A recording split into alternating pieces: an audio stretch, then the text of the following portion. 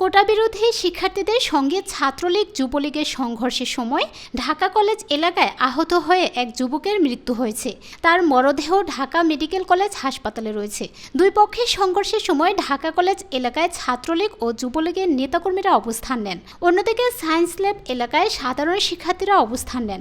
প্রত্যক্ষদর্শীরা জানান, ঢাকা কলেজের কাছে মেট্রোল পাম্প এলাকায় ওই যুবক রক্তাক্ত অবস্থায় পড়েছিলেন। তার শরীরে রডের আঘাত আছে বলে প্রত্যক্ষদর্শীরা জানিয়েছেন। পথচারীরা তাকে উদ্ধার করে ঢাকা মেডিকেলে নিয়ে যান।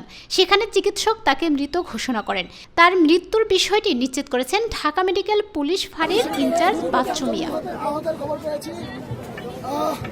আসলে রাষ্ট্রের পরিস্থিতি খুবই খারাপ। আমরা আমাদের দাবি আদায় হওয়া পর্যন্ত শহীদ মিনার থেকে প্রয়োজনে লাশ হবো, এখান থেকে উঠবো না। প্রশাসন জবাব চাই।